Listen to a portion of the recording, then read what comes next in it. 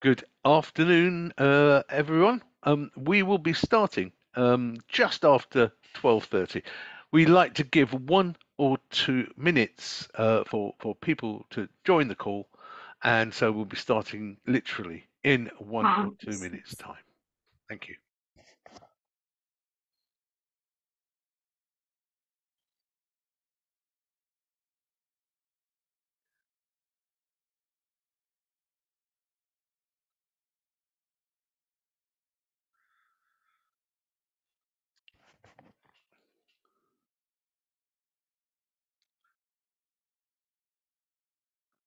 Thank you for joining. We have a few more people joining. We record these webinars and then we add it to our curated list of what's new in AT videos. After this meeting, we'll be sending out an email with a recording to this presentation and a link to all of the previous webinars. This list of interested people has now grown to well over 400 people, and so you are part of quite a large gathering. You know, over 400 people interested in AT, interested in what AT can do, and making things happen, either locally or at scale. And I think that's the beauty of these What's New in AT webinars. They can either work for you personally, for you within your institution, within your learning community, or at scale across a local authority area. And Nick will probably say something about that as well. So I'll literally just give people just 15 seconds more, and then we'll begin. Thank you.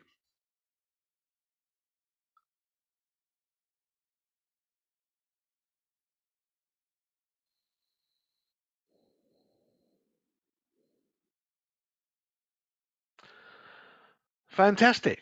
Wonderful. And ladies and gentlemen, welcome to our latest in the What's New in AT series. I am absolutely delighted to welcome a friend and a colleague, Nick Ponsford. Nick and I go back at least a decade in terms of our work and our joint commitment to make the world a slightly fairer and more just place. As a head teacher, and I took over in 2000 a predominantly all-white comprehensive school. In fact, I was the ethnic minority. Um, I struggled to find someone or something that would help me drive the school into a more inclusive space. Something that could help me celebrate diversity, something that could help me get under the skin of what the school was thinking, what the staff were thinking, and move things forward. The local authority were very good and they offered me various consultants. And I have to say, as it is today, at eye-watering day rates. I wanted something more. I wanted something that I could continue to go back to, something that I could um, use to record my progress. And I couldn't find anything. Well, fast forward to 2024. I'd like to introduce Nick Ponsford to take on the story of the GEC platform. Nick, over to you, and please share your screen and go for it. Thank you. Thank you very much, Marius, and what an introduction as well. As Marius says, we've worked together over the years in different iterations, but our values are very firm and strong together. And a lot of that is from the experiences we've had as leaders ourselves. So thank you very much for joining me. What I'd like to do is use this time to not only show you the work that I'm doing, but give you a few pause for thoughts as we go along. Following this, Marius will be able to share where you can get hold of the platform and where you can see more about our work. And I would really encourage you, please reach out to me at nick@thegec.education and on our socials as well, where you'll find us, because we really want to continue the conversation with you. So let's get started. So why am I here and why am I able to talk about this? So um, I basically was a young person where school was my safe place. And if you're nodding because you've got that shared lived experience, you will know exactly what that means. And if you're working in a school and nodding because you understand that from the point of your students, you all know that I was that kid. Um, School, as a result of being my safe place, then became an aspirational place for me. And I wanted to be a teacher when I grew up. And that's what I did. And what I realised when I started teaching back in 2000, school wasn't actually a safe place for everyone. It wasn't safe for some of the other students, and it wasn't safe for the members of staff as well. And it got me very interested in what a culture looks like, a healthy culture within our schools. And so, although when I started teaching, it was the same year as a Google browser being invented and launched, I've always been interested in how we can better use technology as an equalizer in education.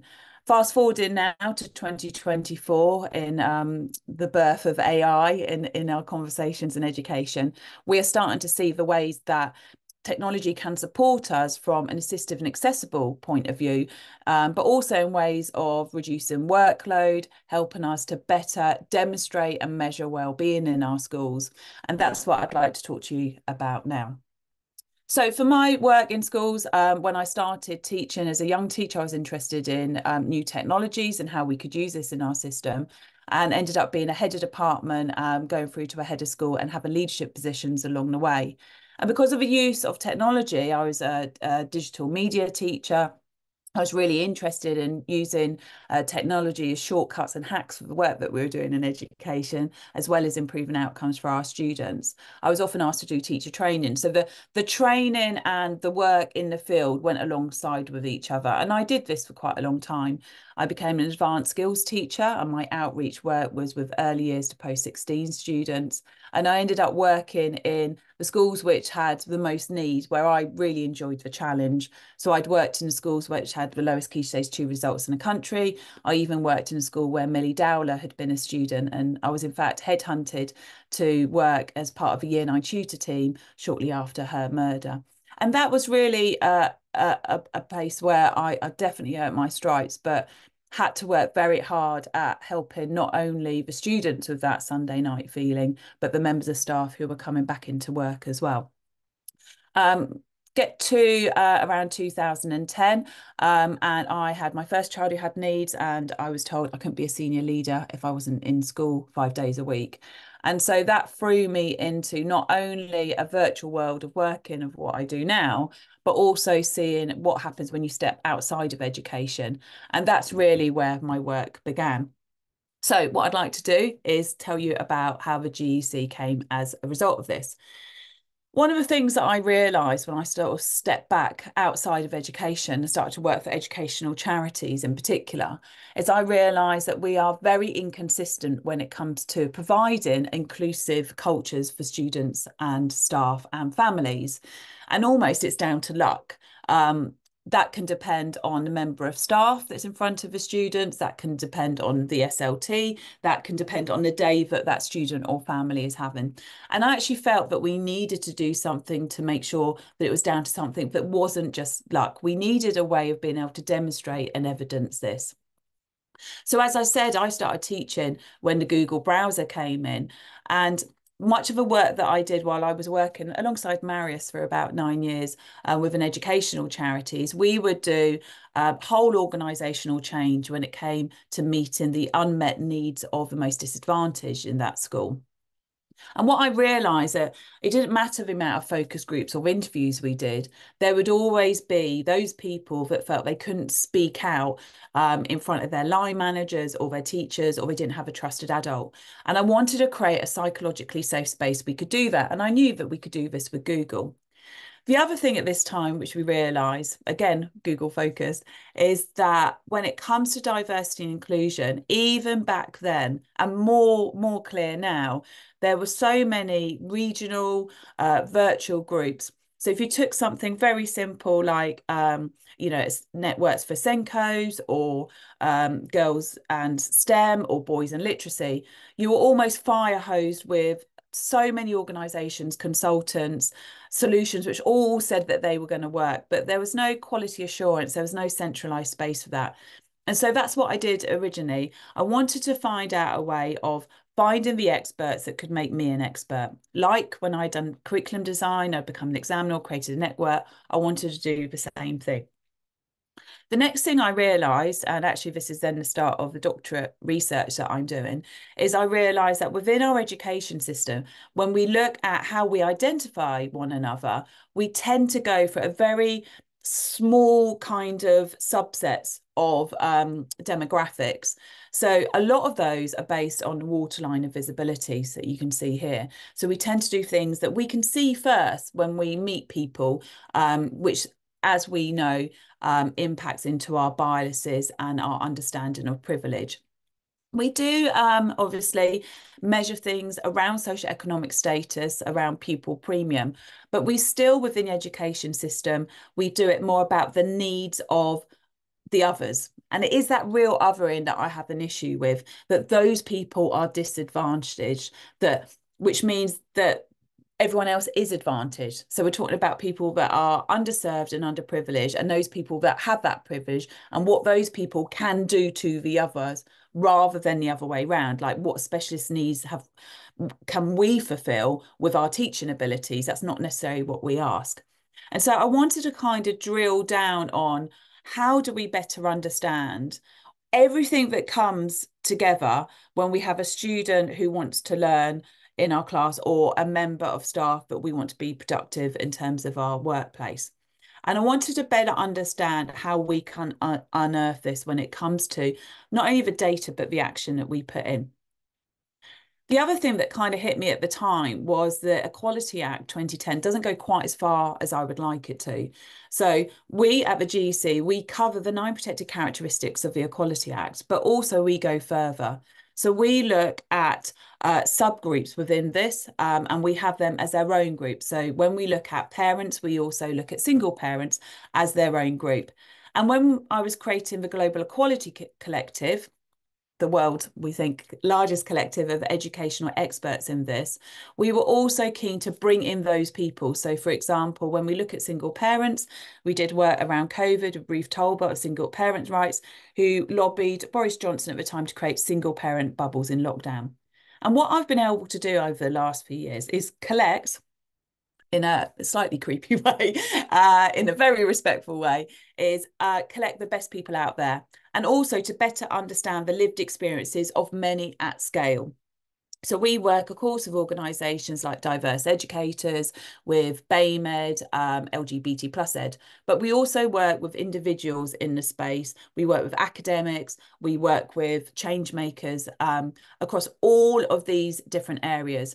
And the other thing we do, whereas a lot of groups will look at maybe one area or one filter deep, what we're trying to do is look at that intersectionally. So I know that makes your brain want to fall out of your ears and your eyes bleed, because that's a lot of information, and that is too much information for a focus group. That is too much information for us to handle. That's where we need the technology to better support us to understand this intersectionality. This is where we combine different filters of demographic information. And we wanted to go even one step further. So we look at something which is known in academic terms as hyperdiversity.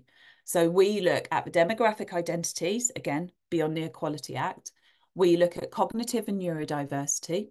We look at cultural capital. And we also look at biodiversity, which is a way of bringing in global citizenship, local and global communities, but also look in at sustainability. So within a Global Equality Collective, we look at all areas of culture, inclusion and diversity. And we also look at things like belonging and social justice as well. And why do we do this? Well, if you imagine a school with all the people in it, and everyone comes in every day, and even we could talk about this in terms of hybrid work and virtual schools. So we have all these people within our organisation. But we tend to structure it like this. So we have a hierarchy when it comes to the staff, with main decision makers at the top. And then we have the people that feel that they add value or have a voice in this particular order. This is also mirrored in our student communities and in our parent communities as well. And what I wanted to do was find a way of flipping this around. So normally within our schools, either in single schools or in our trusts, we work, and this is how we capture the voices. Now, just for a moment, I'd like you to think about where you feel you are with that hierarchy, maybe as a member of staff yourself, where you sit. And then I'd like you to think about what it might feel like at the top, and then what that feels like right down at the bottom. I would now like you to think about this in terms of your student communities, where we have got maybe the voices of the more privileged children, the ones that are more confident, the ones with less barriers in front of them.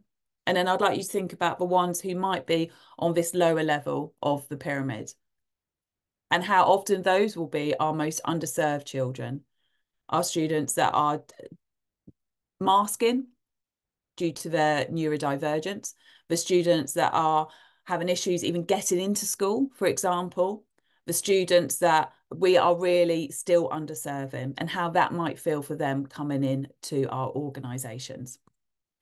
So what I wanted to do was flip that round and very much put that voice of the marginalised people, be it either child-led or marginalised staff-led, right at the centre, with all the other people being able to better understand their view, and that ripples out. And that is a model that we look at. And I want you to think about that in terms of maybe your more marginalised students moving from the bottom of that pyramid into the centre and really being at the heart of that data. So we're often asked with the Global Equality Collective, why are we equality, not equity? And what I would say, we have a system at the moment that if I threw band-aids out to everyone, that would be equality. But I would need to know where the pain was, what they're allergic to, what shape they needed, had they used one before. I would need to answer all of those different things. And those are the equity questions. Those are the gaps in my knowledge. And we are not able to provide an equal scenario unless we've got that equity built in. Otherwise, you're essentially just putting a band-aid in. And so that's what I wanted to look at. So how do we go beyond having something that's just a gesture, that is just a band-aid, that is that kind of pyramid situation, to better understand what we do? And so that's what the GEC is about. We have our people, we have the world's largest collective of experts when it comes to those different characteristics that I illustrated, and then the technology, which is what I'd like to show you now. So for GEC, we do a balance of people and technology, and we are evolving all the time. The grass-led community started at the very end of 2017. And since then, we've got over 300 experts that we work with. We amplify what they do on our news feeds on social media, and we've got a following of about 13,000. And you can find us on social media at the GEC Collect. What we wanted to do was ensure that we could amplify the people with the lived experience in our collective, but also have a solution for school leaders that was easy to use and brought everything into one place. So our collective, as well as us amplifying the work that they do and learning from them, we also have brought in their expertise into the platform. So every single area of the work that we have done, we are in a position, unlike anyone else, that we can go to all the different marginalised groups and communities and ask them to share what their experience is, what their coaching recommendations are, what would they do if, and we can do this in a way that we can show this to yourselves. So the platform is based around our 5 pillars of belonging. So this is an understanding of what it means to be welcome and wanted, how we are known, how we are included, supported, and then lastly, how we are connected. So this moves from an understanding of what that lived experience is coming into our schools to a feeling of really being connected and having that sense of belonging within it. But underneath all of that, what we're really trying to do is show people that they matter in a way that they may not have believed that they ever have done before. So how do we know it works? Well, before I show you how the platform actually works, I just want to tell you why we know it works. So we have spent 3 years designing and building this.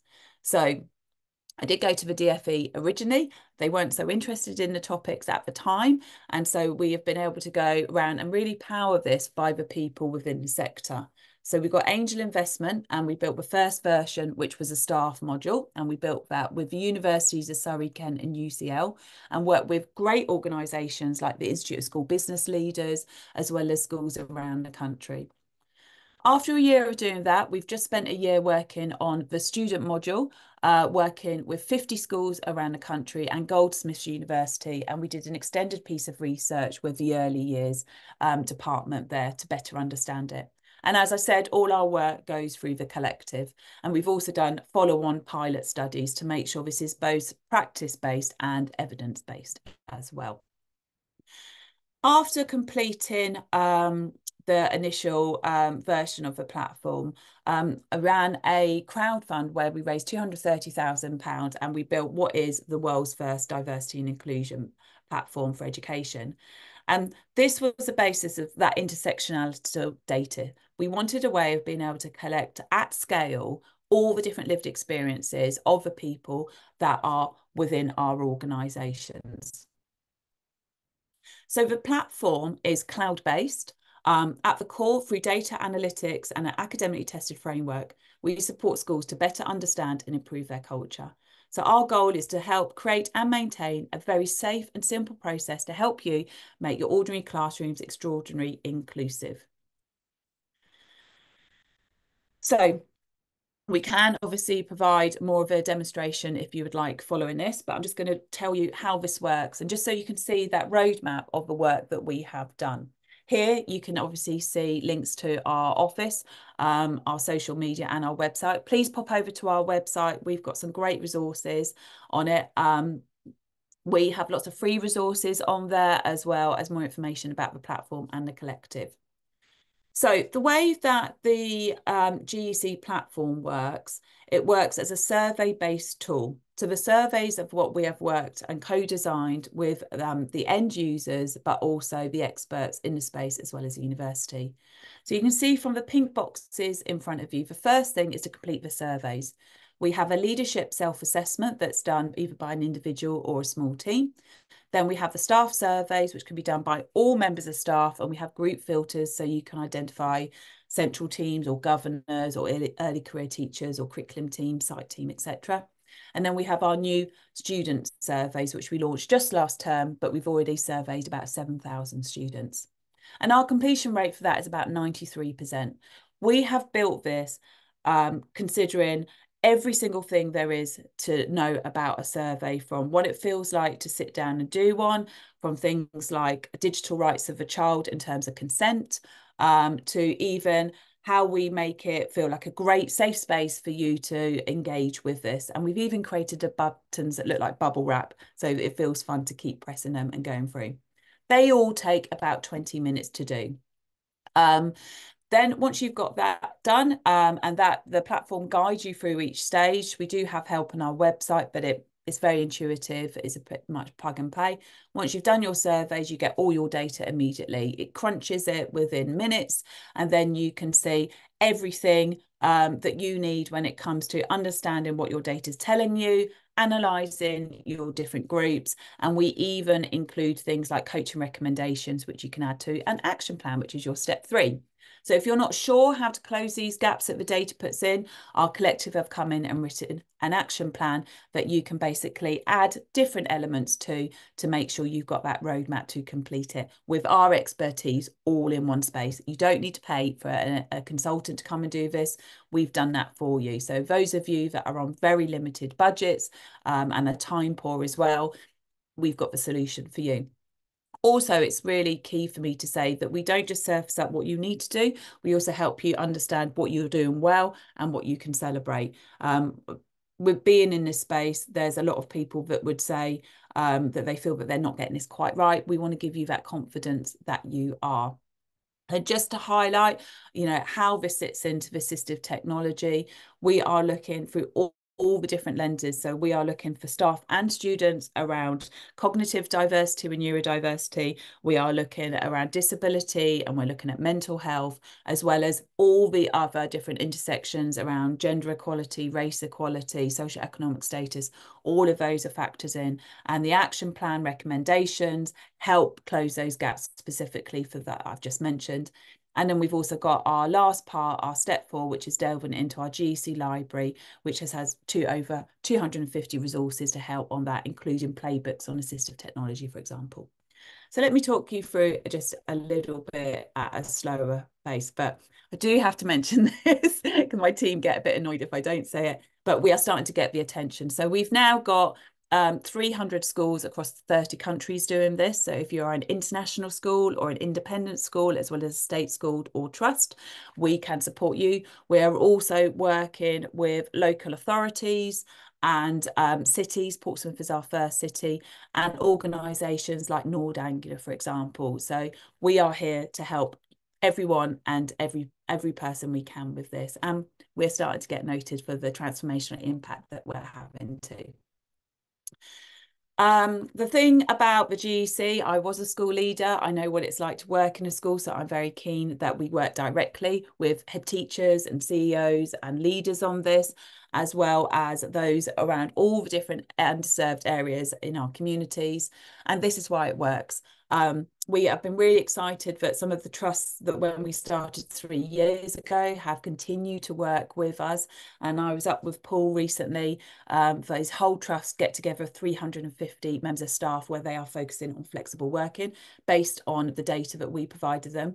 We are now working with ITT providers as well.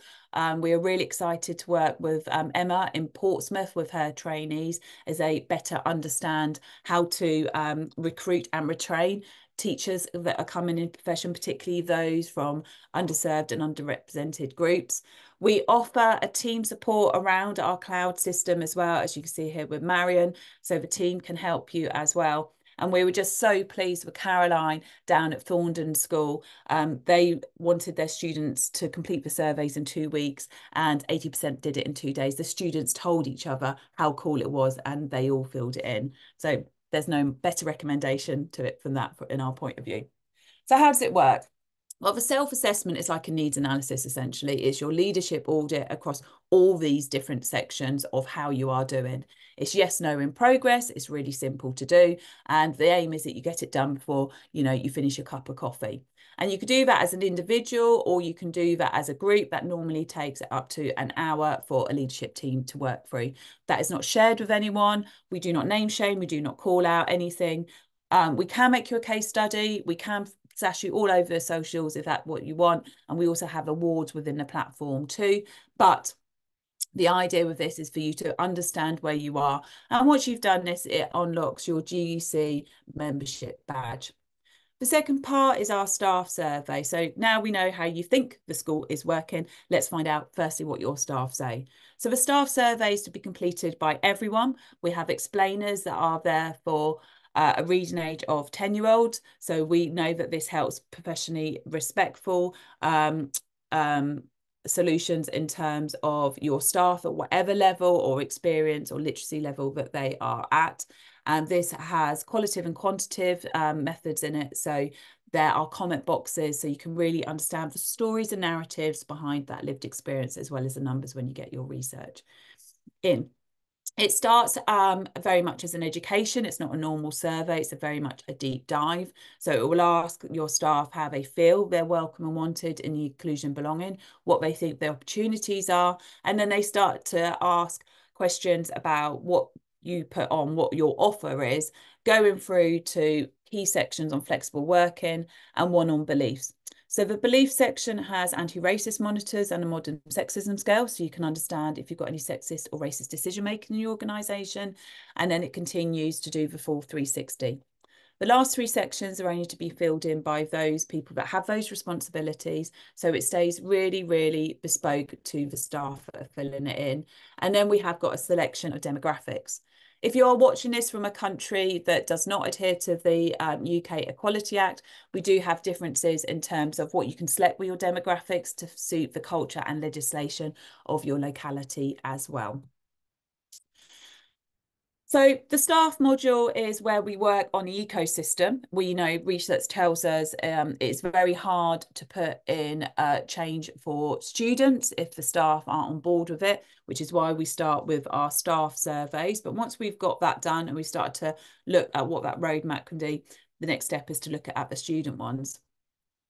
And a student one is our recent module that we have done and completed. So we did this based on post-COVID classrooms. So we focused on 3 areas of attendance, well-being and safeguarding for this. And our pilot of about 2,700 students started to illustrate the issues that students have from undisturbed groups when it comes to having a within their organisation. So we started to learn that only 78% of our pilots said that students do not feel they have an adult they can speak honestly with, that they have less than 50% said that they have a teacher that looks like someone for their family. And we can really see the issues that we're getting with relationships. Now, with you as a school or a local authority or a trust, when you start to get that data, it helps you target where you put that support in place. And of course, with our data, these are the headlines, but we do go into intersectional data for that. And just to remind you that we did do this working with students. So we learned everything about why students hate surveys in school, how they will answer, why they will answer. And we have developed a whole teacher's toolkit that your organisation will have before you launch a student survey to better understand this from a DSL and safeguarding point of view, but also from an ethical digital data collector as well. We've done all that work that you can share and you can see the questions in advance. So there's only 34 questions and 6 sections for the students to answer, and they could be answered by students that are from age 3 to 18. Yes, we've spent 6 months working on the same questions, and they can do that. The students wanted different demographics, so they've surfaced out things like they've separated out neurodiversity and disability, but the most learnings at our schools that are doing this is on socioeconomic status as a part of that intersectional understanding. So to show you how it works, this is my demonstration illustrating a cluster of 5 schools that have done all of their surveys, and they are now looking at their results. So what this will then show you is firstly the self-assessment in terms of the leadership. It looks a little bit fussy on here. That might be due to the link. So I can obviously share this again later, but you can see that it's clear in terms of the colour rating, so that yes, no, in progress. And for each section, you have a roll down with evidence-based statements to help you with your improvement work or celebration work. All the information is contained on a dashboard, so you'd have one member of staff that would oversee that, although this can be shared with all your senior teams so everyone can jump into it. So with the staff data, you can see we link it to the action plan right up the top. You can see all your different localities if you want to, so you can do comparison. You can also do annual comparison with this.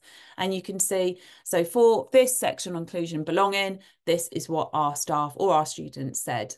Then for each of the questions, you can see a breakdown, and then this is when the platform really powers up. So we tell you why it's important. If there's any comments, you've got that there. So you've got that lived experience story, and then we see the demographic breakdown. So we'd surface up the top 3 and bottom 3 groups who respond most negatively and positively, but you can also look at this as well as all the demographics.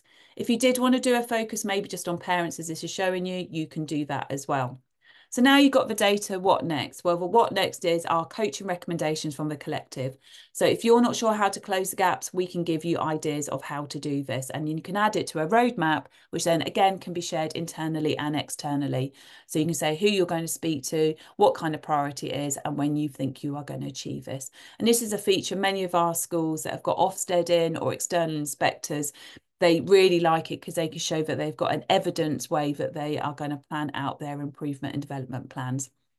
And we've got this for all of our different sections, as well as pulse surveys that help better understand our communication when it comes to all of these different areas. We can also see in this as well that there are areas within the dashboard that you can just pop into. You can also, where the black button is, it says manage viewers. That's where you would add any additional staff. Again, all of this is really super easy for you to do. Here we've got the student-based one. So again, it looks the same in terms of user experience for a senior leader, really super easy to understand, but our recommendations are student-based here too. And we can see that the questions have got little orange flags, which is where we are saying these are areas you might want to look at if you haven't considered it. And then we've got some fantastic comments from the students here. These, if you can't see them, are saying things like that they'd like more teachers to be like themselves, and that school only looked at Christian holidays and they wanted to look at their religious holidays. Those are some of the comments that we've got from the students that were involved in the pilot. So this is just showing you the action plan. So once you've started to add your recommendations, you can see what you've coming up in terms of your timeline, but you can also see what you've got completed. And this rolls over year to year to year. So you can see what you've done, how you've done it, when you did it, who did it, and the evidence that you've got in there as well. And again, really easy for you to add your own if you don't want to use ours. And then our last bit when it comes to the GEC platform is our GEC library. So this is a Netflix style collection of videos, podcasts, reading lists, interviews with our collective, everything you could need to help with any professional development training. And this is available to all of your staff for the whole of your membership. So instead of getting a consultant in for half a day or for a day, you get access to all of this for the whole year for all of your staff. We also have our playbooks, which are e-learning modules. And in this, we've got a whole range of e-learning modules on everything from assistive technologies and neurodiversity to religion, inclusive language, flexible working, everything you could possibly want in there. And the way that they're structured is using the language that you have around it, the legals, any academic research, and then some real clear activities that you can do to implement this straight away. And because we're the GEC, not only does it look cool, it has all up-to-date knowledge in it for you. The reason we want it to look good is because we want to engage your staff. We want them to learn. We want them to stay in that place so they really enjoy it. And this really acts as a pick and mix of things that if they're not confident about it, they can find that information. So, for example, in our strand on lived experience, if you don't know what it's like to live with a disabled child, we've got a video in there that tells you.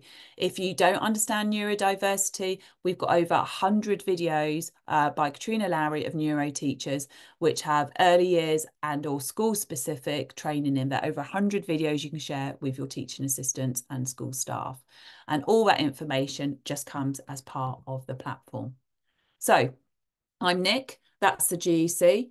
We are illustrating that whole organisational change is possible when it comes to diversity and inclusion. And we are thrilled that so many schools are starting an inclusion revolution, and we really would like you to join us with that as well. Oh, Thanks, Nick, Marius.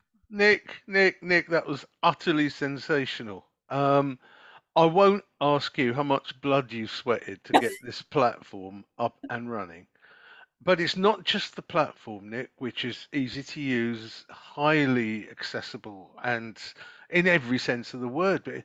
But it's also the fact that you've managed to get so many experts to offer their knowledge and their wisdom, and aligned to the school priorities that come out of the questionnaire. How easy was it to get that team together?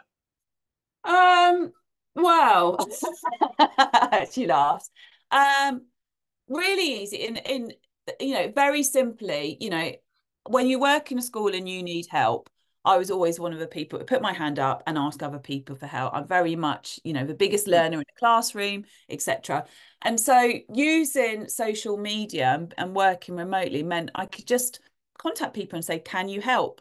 I've got an idea. Do you want to join? yes, And what I realise, as much as the need is for one place for school leaders to find all the collective of experts and a platform that delivers, yes, actually, those consultants and coaches and organisations are looking to connect and they don't know how to. So yes, the network actually supports on both sides. They want a home they can go to, particularly if they're an individual doing it.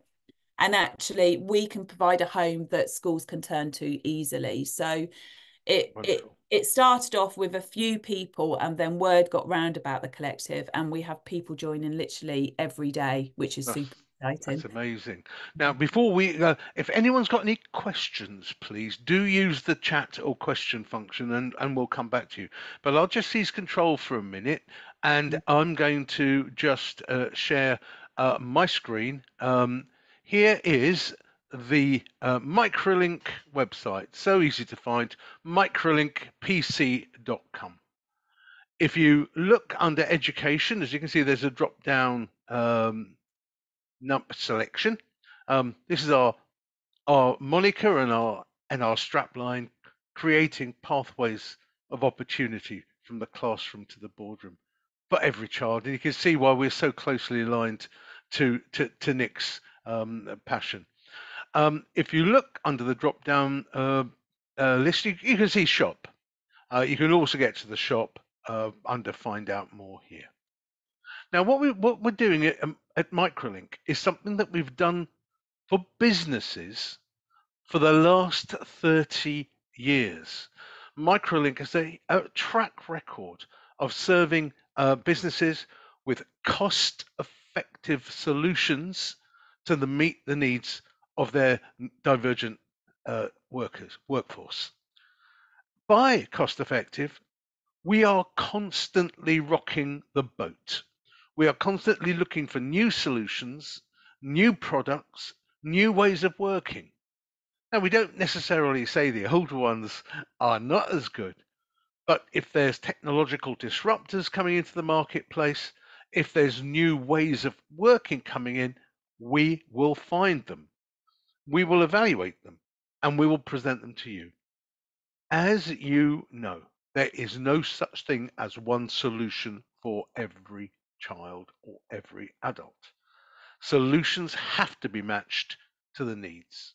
And so within the shop, we have a growing number of solutions, some low tech, some high tech. We go to browse the shop, and we hope we can make you think through the offer that we have. As you can see, there's some old favorites there. There's some interesting new ways of working and physical, as well as here we have web-based or cloud-based. We have products like LexiLens, which is completely transforming the solutions that can be offered to dyslexic children or your workforce who might be dyslexic. But there's the Global Equality Collective. We will basically support you in getting on and with the GEC team. That's Nick and her team, and you know there are some really good prices. If I said the price of joining this collective is probably half that of buying in an expert for a day, it'll give you an idea. So microlinkpc.com, go to education, click on shop, browse the shop, and then contact us if you really want to. And I hope you do exploit the GEC platform to its maximum effect. So Nick, back to you.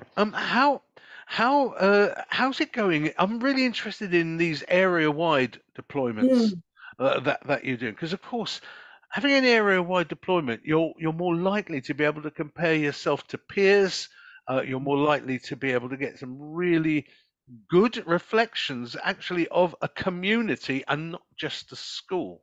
How have you found that data coming through?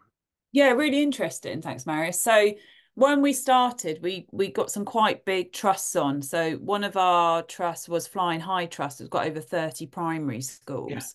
And yeah, so because of a technology, it handles that super easily. It doesn't matter if we've got one school or 100 schools, it can handle everything. And so what's been really interesting for me as a founder is moving from individual schools to trusts to now local authorities to cities. And we're yeah. actually in talks with some countries, some governments as well, because it can do all of those things. And I think the reason that they like it, so Portsmouth have used this as a means of, they had an offer around traditional inclusion, as we know, Yes, yes, and they yeah, had done some work around anti-racism, as most people yeah, started, if they hadn't done it before the summer of 2020. And so they were looking for the next thing that could help them with their data analysis, and also I think help with consistency across the schools. So we've only just started that rollout in January. They have used their DFE PEIA funding, so that's a Priority Education Investment Area funding. So the city have commissioned that funding to offer a fully funded version. So if you are in Portsmouth and you haven't signed up yet, do before the end of March, because you've got a fully funded offer with the platform. And so what we will be doing with them as a city, we'll be looking at not only the demographic trends with staff and students, but actually being able to understand where they all sit with inclusion and what we can do from a city-wide perspective, which is super exciting when you look at that's coming from early years all the way to post 16. So Yes. super exciting. We've got another piece of work that we're doing with Luton at the moment, which isn't funded, but they are a supporter. So they are signposting the work we're doing, and we're doing a discount with them. And again, Luton have some huge primary school, sixth form entry. So we're Wow. really What? Amazing. Amazing. And for those particular schools, what fantastic intel back from a head teacher looking for, you know, basically what's happening in subgroups, within communities, within classes, and just exploring the dynamics there. How amazing. yeah. Yeah. And I mean, I think as a school leader, to try and understand how you can hear all the voices of all your staff and or all your students is something you would love to do. You know, we do walks around school. The more we can talk and listen to people, the better. But actually, you know, when we're talking about that family or that student or that member of staff, we don't often really get under the bonnet of what's going on. And so Perfect. providing a psychologically safe space, because both the staff and the student ones are anonymous, allows a real honesty. And actually what I get a lot from head teachers, they didn't realize they were doing such a good job. So they're expecting EDI to showcase, you know, real issues around Mm. safeguarding and you know, staff that might be exiting. But actually a lot of the things that schools are putting in place, like flexible working, like assistive technologies, like understanding well-being better in their schools, Mm. people will tell their school leaders, so they get a lot of information about how well they're doing. And I should say as well, Marius, after Easter, we're going to be moving into our third area where we're looking at better understanding parent and carer voice as the next evolution. Amazing. Wow. Wow. Wow. Super Wow. exciting. So we've Yeah. got organisations like the SSAT. I've just spoken to Special Needs Jungle. We've got Nord Angular. So we've got lots of people within our collective and our community that want to help us understand that balance for school leaders again about how do we better understand the parents that are fighting for inclusion for their children, Mm. to how do schools understand and support phobic beliefs that they Mm. might be getting from parents, and where they're the someone in our collective says where the paramedics are not the surgeons, so you know what the directory is for school. So that will be our next piece of work. So if you're interested, Mm.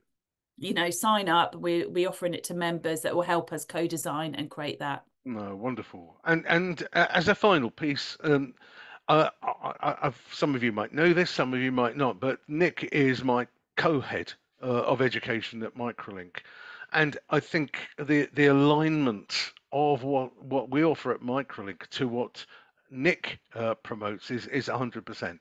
So, of course, many of you might know the Be That teacher program we run, which is assistive technologies across mainstream classrooms. We also run a program called Raising Attainment with Well-being, putting well-being front and center of school improvement, not as an add-on, not as an adjunct, but coming first. And working with over 400 schools, the stories we are getting back are just incredible. But also, what is interesting is that we do not necessarily align to government thinking. There's a good power of being an NGO. We don't, we're not beholden to anyone. We do what we think is right. We do what we think is right morally and socially. And I think that's the final message. I think anyone watching this video should get. We are here for children, for leaders, for teachers. Above all, we're here for learning. And we're not swayed in the wind by a political opinion. This is genuine, this is focused, and it's working. I think that's the main thing to do, to say. Nick, you've been wonderful. And it's fantastic to have learned more about the platform. If anyone is interested in getting in touch with the GEC the community, the GEC and use the GEC platform, just go to our web shop or just email Microlink. We'll route you straight across to Nick and her team. And we hope that the knowledge and the wisdom that you can draw instantly from the use of a platform like this can just help your school improvement journey. Thank you, Nick. Thanks, Been Marius. wonderful. Thanks, everyone. And thank you, everyone. When the button is pressed, the webinar stops. So I'm just going to say bye-bye. Thank you for tuning in and look out for the next What's New in AT session. Thank you.